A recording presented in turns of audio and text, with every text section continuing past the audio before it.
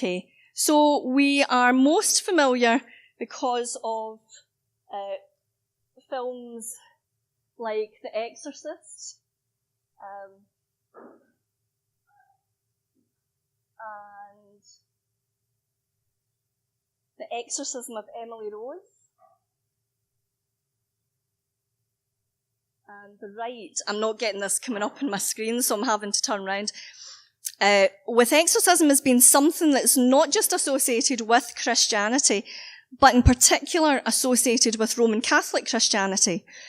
That idea is very, very deeply rooted in our psyche when we hear the word exorcism. Exorcism, however, is performed in various denominations of Christianity. It sometimes just involves prayer and healing. In the Pentecostal church, the casting out of demons, that's quite an accepted thing, and it occurs fairly routinely in some congregations. In 2002, this man is Francis McNutt. I don't think you can see his name quite there. But he was the author of Deliverance from Evil Spirits. He was invited by the Church of Scotland, no less, to hold a weekend seminar on deliverance. And 400 people came to a healing service in St Cuthbert's Parish Church, which is just below Edinburgh Castle. The following year, deliverance ministry was set up by the Church of Scotland to help people who believed that they were possessed by demons.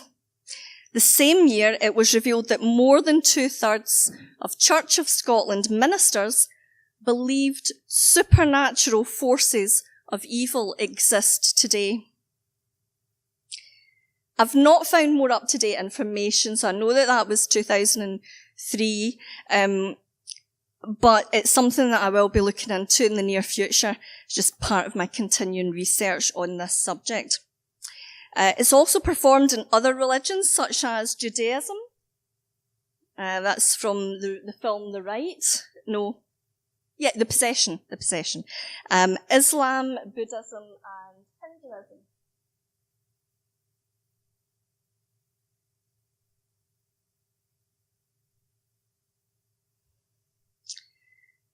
To give you an idea of how long exorcism has existed as a practice, we have to go back to ancient Mesopotamia. There it is, just below Turkey, and you can just probably make out Syria there as well. Exorcistic tradition in Mesopotamia goes back to the early dynastic period. It's hard to give an actual date of when this started, but we've got tablets from around 2900 to 2600 BC. So the practice is very likely to predate that by quite some time.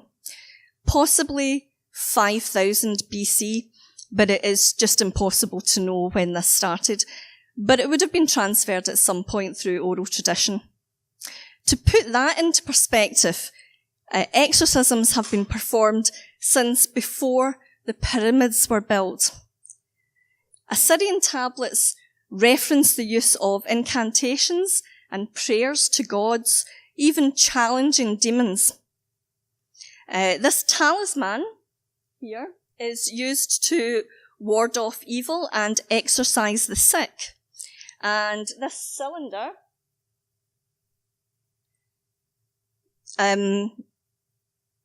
depicts an exorcism. They're both from ancient Assyria. Moving on to India. This is the Mehandipur Balaji temple in India. It's believed to be the only temple in India where exorcism takes place.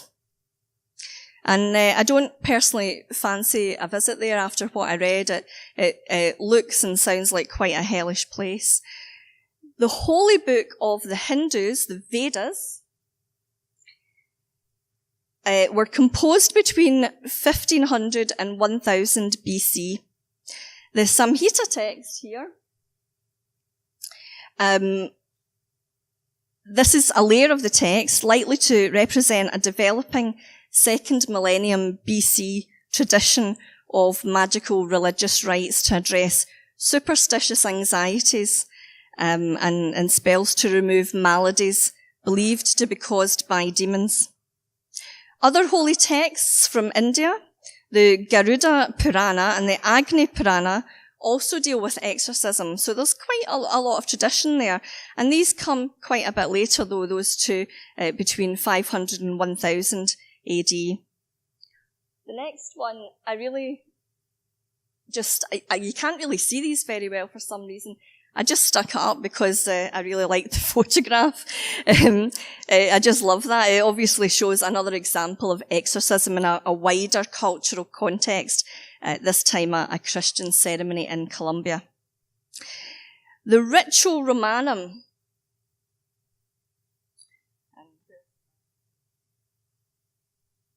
is used in Catholicism. It's performed in The Exorcist.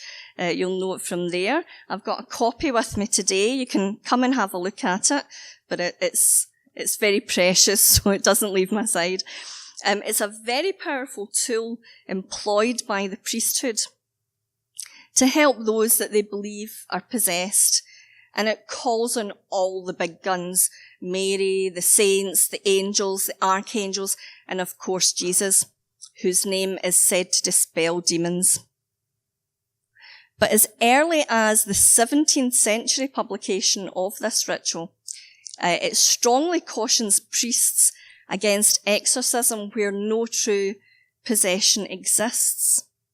And then as medical science obviously began to define illnesses previously thought to be demonic, things like epilepsy, multiple personality disorder, schizophrenia, determining true possession has become increasingly difficult to diagnose. The Roman Catholic exorcism, the checklist,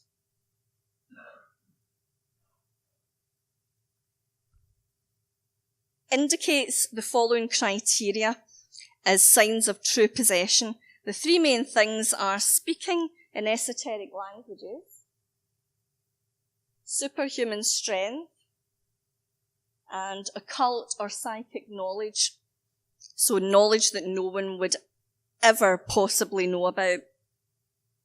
To that has been added levitation,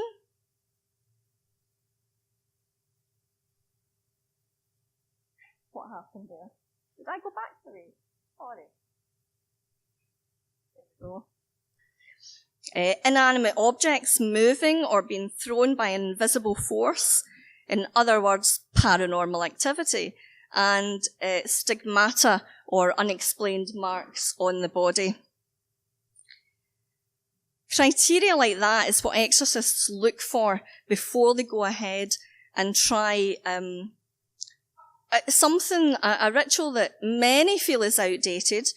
And it's true that exorcism is a very ancient practice, as we've seen. But when humans fail, usually the last resort is a divine one. Love them or loathe them, religion does, and spirituality does seem to bring to people something that science can't. The power of something like exorcism. These same words, a picture from the actual book, they've been used time and time again over centuries. And that could be building up positive power and force, even more so if those words are recited in Latin, because Latin is a sacred language. The language itself is believed to contain power. But, and I can't stress this enough, priests and priestesses in the ancient Catholic churches don't just walk in and do an exorcism. Permission is required from further up the ranks, bishops, archbishops. Other avenues are exhausted, like psychiatry. Sometimes during a period of observation, they'll encourage the person to attend church for a certain amount of time, just to observe what's happening before an exorcism.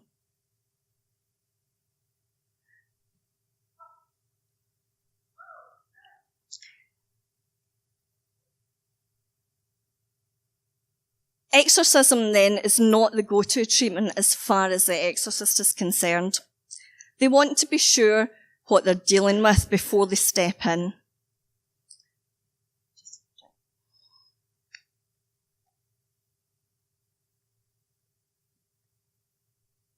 So here we've got the paranormal explanation for causes of possession. Occult practices, that's one, that's things like black magic or whatever. Use of the Ouija board, actually giving permission to the demon through the use of these things.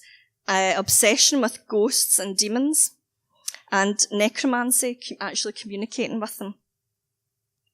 Then there's uninvited argument.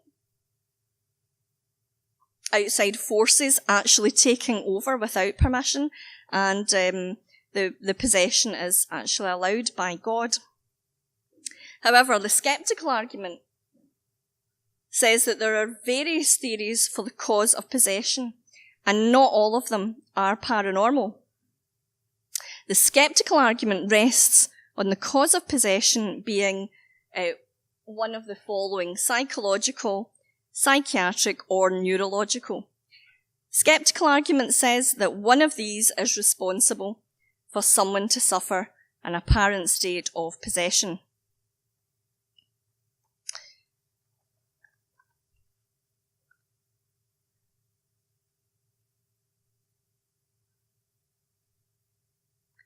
Psychiatric disorder, trance and possession disorders, which has just been added to the DSM, schizophrenia and dissociative identity disorder.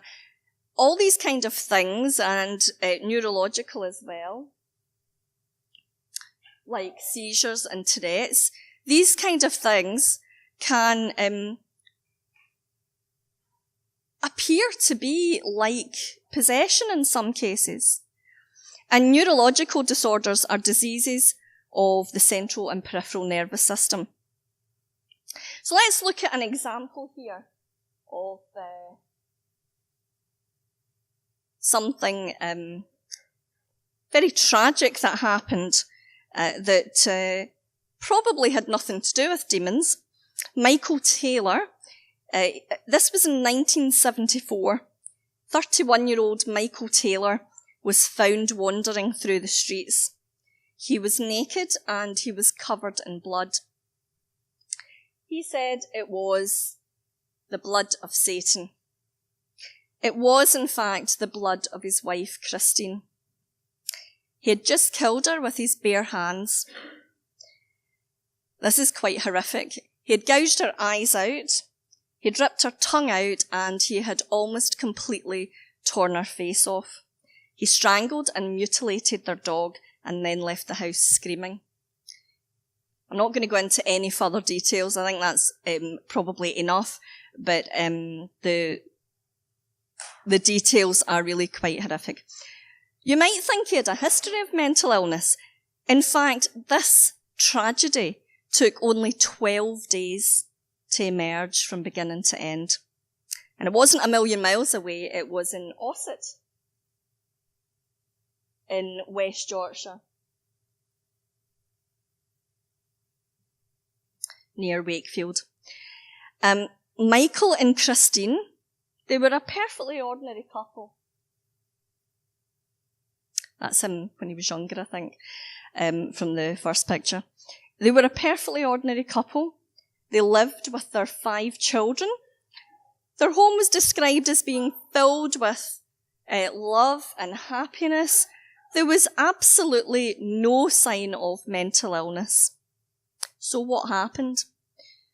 Well, over 12 days from the time that he met her at a church meeting, Michael became infatuated with a preacher named Ms. Robinson.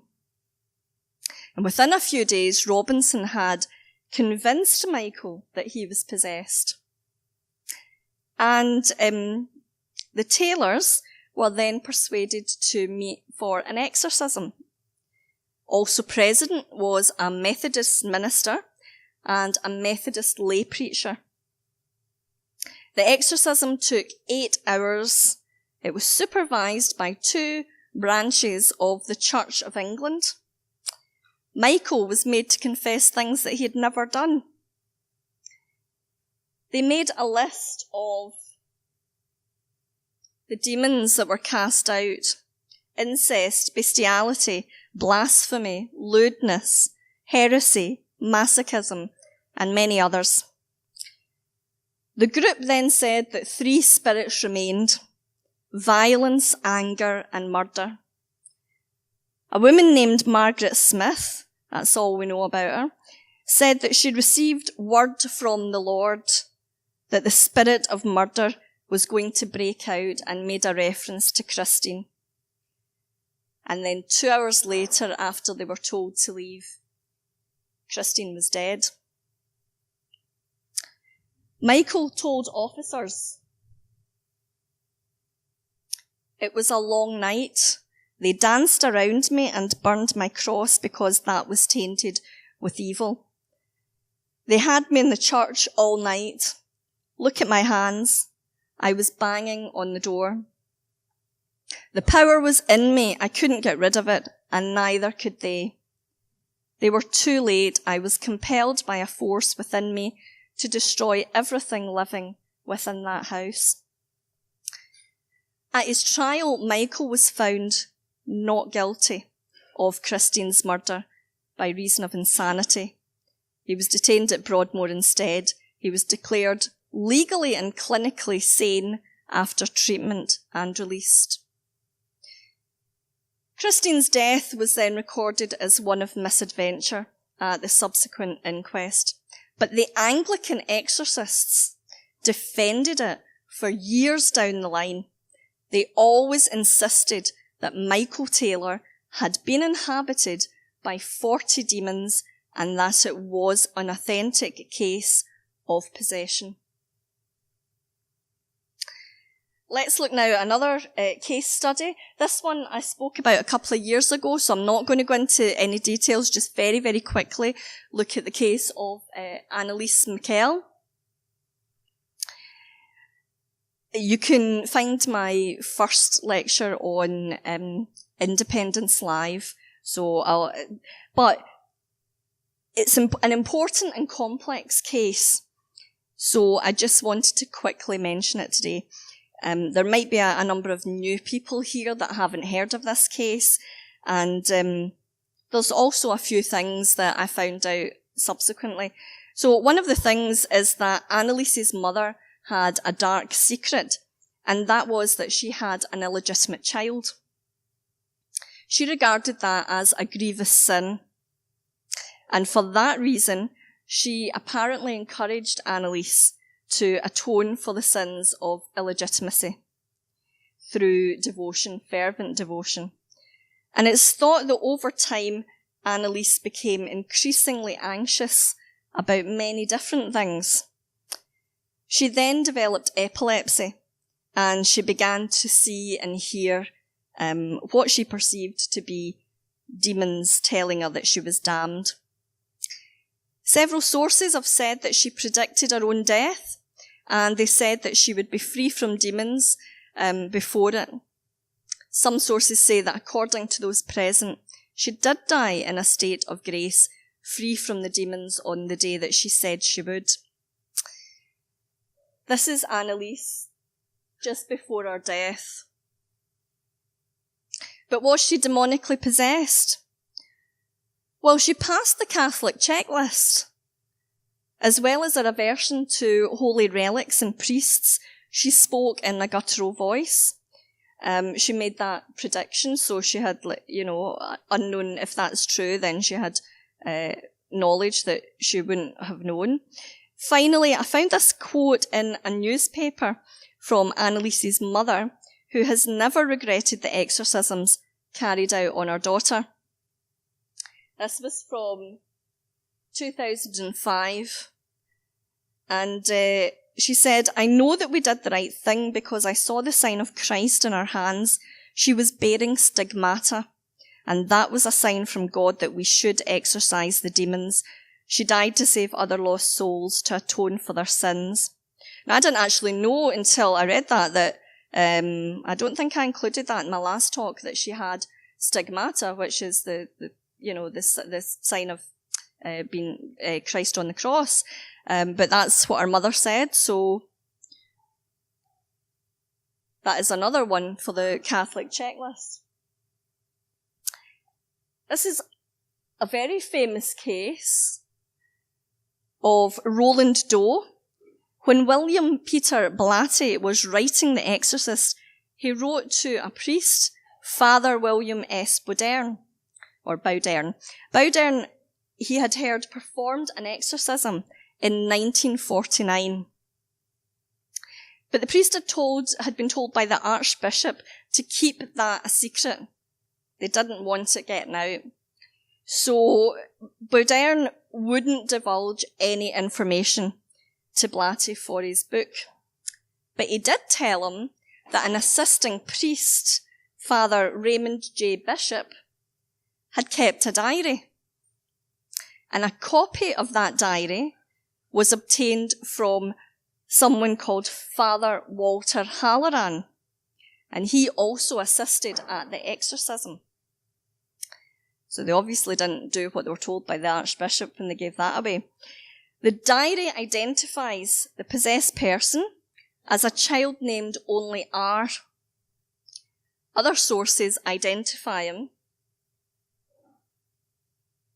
as this guy, Ronald Edwin Hunkeler. Pseudonyms of Robbie Mannheim or John Hoffman.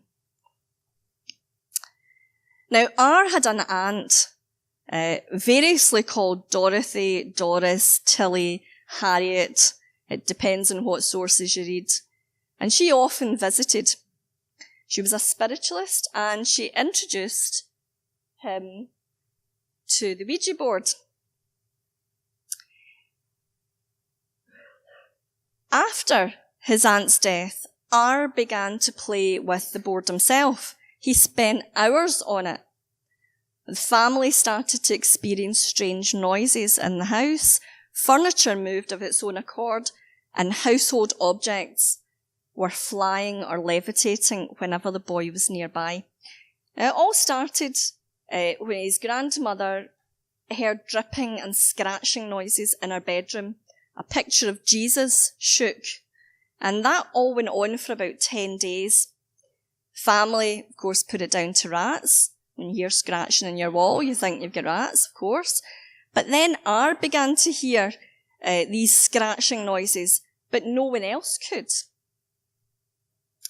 Then there was additional phenomena. I'm just going to read you out it's a little bit long, but I'm going to read you out what the priest's diary actually said. An orange and pear flew across the entire room where R was standing. The kitchen table was upset without any movement on the part of R.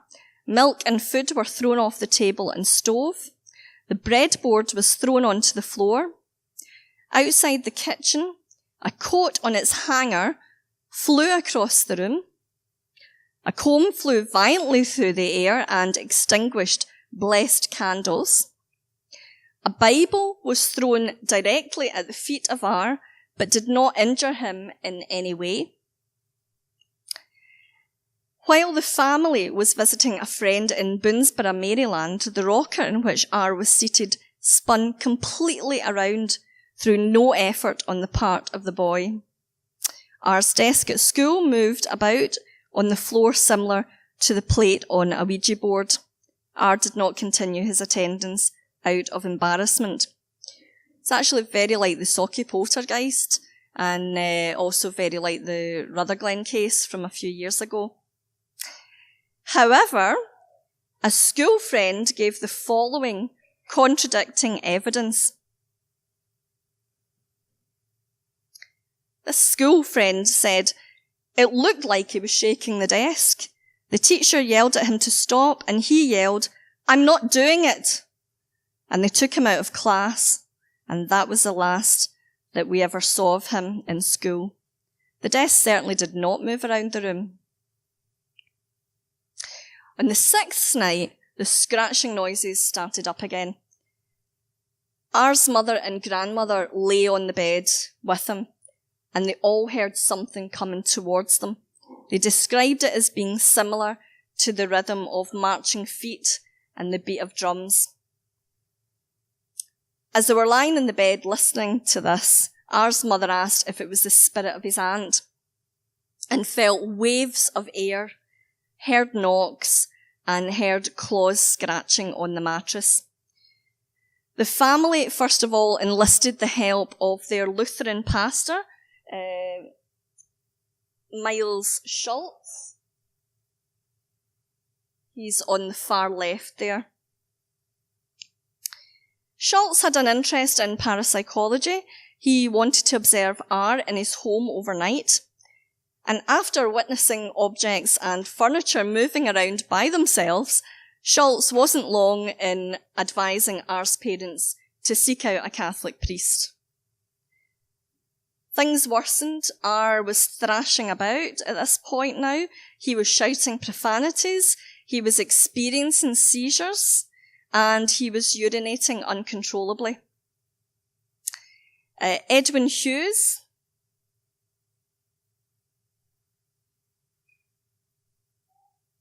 Father Edwin Hughes, a Roman Catholic priest, did an exorcism on Roland at Georgetown University Hospital. According to the records, it was during that exorcism that Roland managed to get one hand free from the restraints. He broke a bed spring from under the mattress and used it to slash the priest's arm. And at that point, the exorcism was stopped. The family then went to St. Louis, and two priests were enlisted. I mentioned them earlier. Raymond J. Bishop and he was from St. Louis University, and William S. Bodern on the left there. Both these priests visited Roland in his relative's home. They observed the bed shaking. They observed objects flying across the room and the boy speaking in a guttural voice. He also showed a strong aversion to sacred objects. Bodern was given permission from the Archbishop, as I said, to go ahead with the exorcism. At this point, Roland, or R, was now in a psychiatric hospital. Before the exorcism began, Walter Halloran, on the right here, also a priest, was called in to assist Bodern, along with William Van Roo, a Jesuit priest. Halloran said that during the exorcism, words such as evil and hell, as well as other marks, appeared on the teenager's body. During the litany of the saints, the boy's mattress began to shake.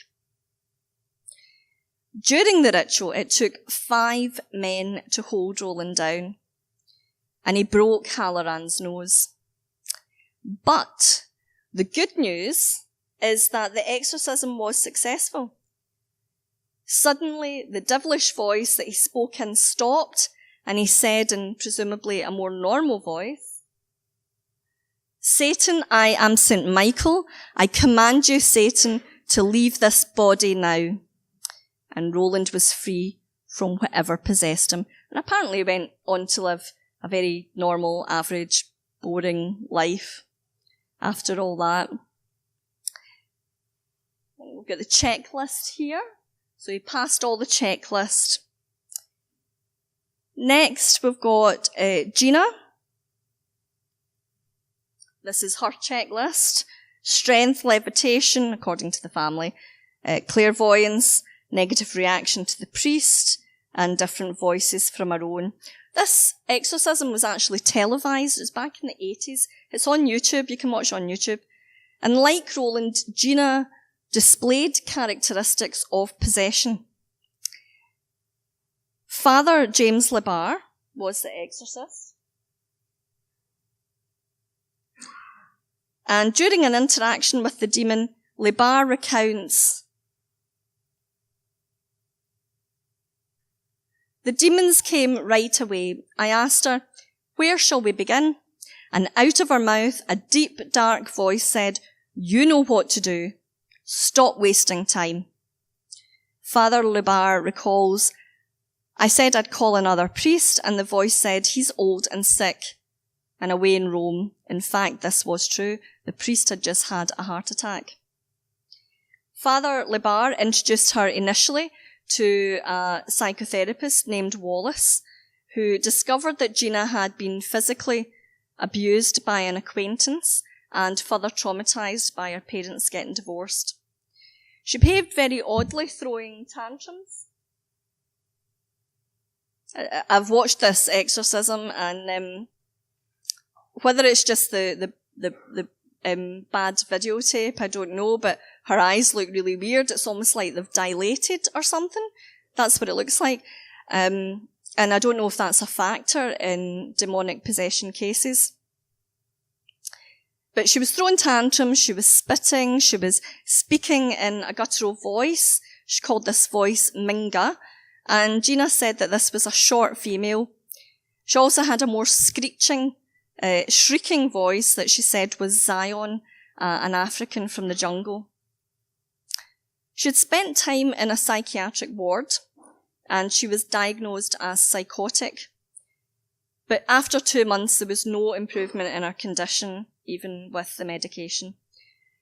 Gina also believed her problem to be demonic in nature. Lubar's colleagues spent 6 months interviewing Gina, reviewing psychiatric evaluations before they did anything. 6 months they waited. They went through all the medical and psychiatric evidence. The professionals asked them to investigate every natural possibility. But however, after that, they concluded, the professionals did, that an exorcism should be conducted, and they were then granted permission. There's another video on Netflix just now. It's called The Devil and Father Amort. He was the exorcist for the Vatican. And there's about 5 neurologists, I think it is. And they all agree that the person who's called Christina is not putting it on. There's definitely something going on there, and the exorcism, not maybe just for her, but for anyone, can work, and it's certainly a thing that you should try. However,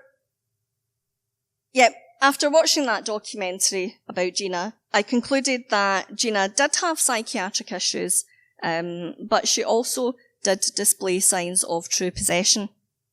And I think that's something that we should bear in mind, that these two things are not mutually exclusive. And that obviously raises other questions. You know, if demons are real, do they prey on the mentally ill? Do they make some people mentally ill? And are some people who are thought to be mentally ill actually under the influence of a demon? Regardless, the outcome here was that Gina felt better after her exorcism. It didn't take away her mental illness. That was something that needed to be treated separately. I've actually had an exorcism at that my baptism. But an earlier case, but again, it's quite a famous one. Anna Ecklund. It's made into a film again. From Erling in Iowa. She was 14 years old when she started displaying signs of possession. She had an aversion to holy relics and churches and a few other things besides. It's claimed that a successful exorcism was completed by this character. I think he looks quite a character. Father Theophilus Riesinger. This was back in 1912 when Anna was 30 years old. Rumours spread that Anna's father and aunt, who was also his father's mistress, practiced witchcraft and had cursed Anna. Karl Vogel, Father Karl Vogel, wrote in Begone Satan. It's a little pamphlet. You can get it online. I've read it. It's a very quick read. Many doctors had treated Anna, and that she had been seen by the best specialists in the profession. 20 years later, at the age of 46, Anna was still afflicted and the process of another exorcism began. She was moved at this point to a convent for the ritual to take place. Any food that was blessed by the nuns was rejected. She would refuse to eat it. She would hiss when she was presented with it. The nuns could only give her food that was unblessed. Anna said that she was possessed by Lucifer, Beelzebub, Judas, her father Jacob, and her aunt Mina, as well as many other lesser demons. Now, it's a lengthy list, but some of the alleged paranormal phenomena that occurred during this 23-day-long exorcism. Anna exhibited inhuman strength, requiring sometimes up to 6 strong nuns to hold her down. She levitated, according to the information that they have, completely off the ground on more than one occasion. While she was unconscious, she would perform ventriloquism. She would curse and shout at everyone, but her lips weren't moving. She allegedly produced inhuman quantities of solids and fluids from her body. Her body would distort and change shape. She spoke in many languages that she didn't know. She would verbally assault the nuns and the priests by reciting sins that they had committed in their childhood that she could never have known about. She predicted an almost fatal car accident would strike Father Steiger. There were inhuman and unbearable smells that would appear and disappear. The priest heard scratching noises on the walls, and everything inside the room began to shake. In Begone Satan, the author names these spirits as night prowlers. He says they're not unusual in cases of exorcism, and they can still cause disturbances long after the evil spirits have been driven out of the possessed person. And I've had an experience with them. I'll talk about that at the end if we've got time. Testimony of Teresa Wegener.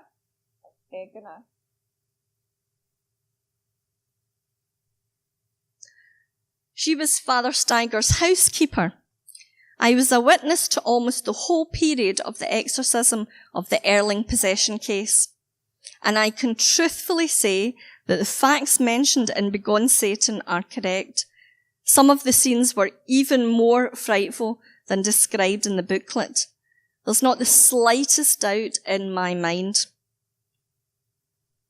that the devils were present, and I will never forget the horrible scenes, vile, filthy, and dirty, as long as I live. All the nuns asked for a change and were transferred the following year. Now, it's not just the religious who believe in demons. Here is Dr. Richard Gallagher. He's a well-educated psychiatrist. He teaches at Columbia University and New York Medical College. He says that demonic possession is real. He's seen the evidence. Victims suddenly speaking in perfect Latin, sacred objects flying off shelves, people displaying hidden knowledge or secrets about people that they couldn't possibly have known about. He says that's not psychiatry. That's beyond psychiatry. So for him, possession, although very rare, is very real. And one such case that he had was a woman named Julia, who was heavily involved in satanic worship and had become possessed. Objects would fly around her. She knew personal details about Gallagher that she could not have possibly known, such as how his mother died. Gallagher said that he knows quite a number of psychiatrists and other mental health professionals who believe in it too.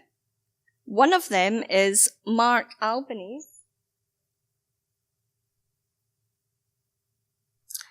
Albanese studied medicine at Cornell, He's been practicing psychiatry for many years. Not only did he defend Gallagher in his beliefs in possession, he also says there's a growing belief among health professionals that the patient's beliefs should be taken into consideration when treatment is applied. I mentioned earlier, psychiatrists have now added dissociative trance and possession disorder diagnosis in the DSM.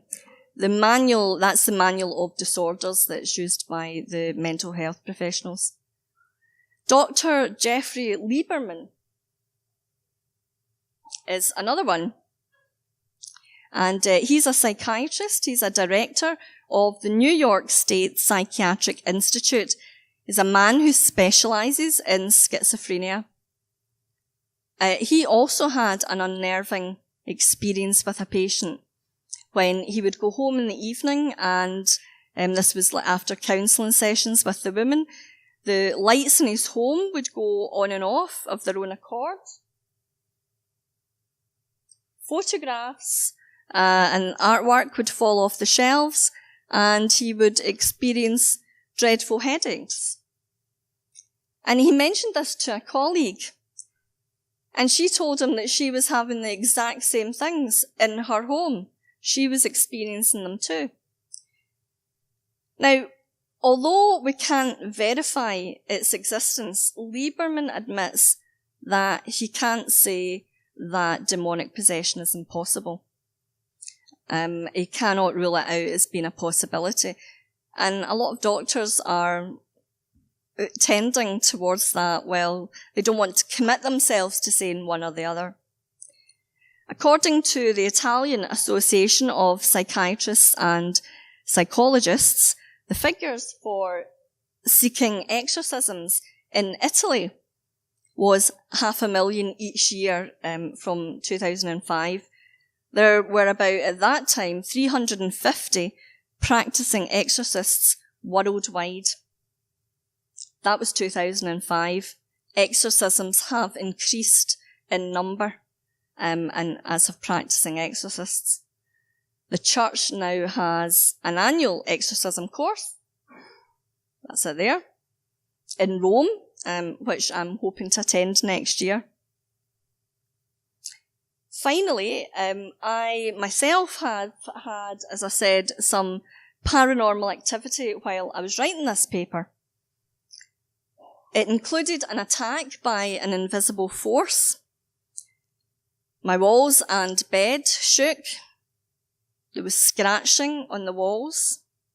And I heard like 1 million hailstones battering off my living room ceiling. Asked the woman upstairs, she was like, I don't know. And we do, both of myself and the woman upstairs, we do sometimes have paranormal things happening. And she's seen things in her house too. She's actually named her ghosts. But anyway, I've had to write this lecture actually over many months to keep all these things at bay. These type of things happen quite often when you discuss demons or when you're researching them, writing about them. It can be something like lights flickering or something like that. I know somebody's in the audience that happened to as well. So what are my thoughts on demons and demonic possession? Well, I think they could absolutely exist. I think they could possess. And I think that they could create personalities. We could create personalities within ourselves, which, could take over, like an internal tulpa or something like that, that ends up taking on a life of its own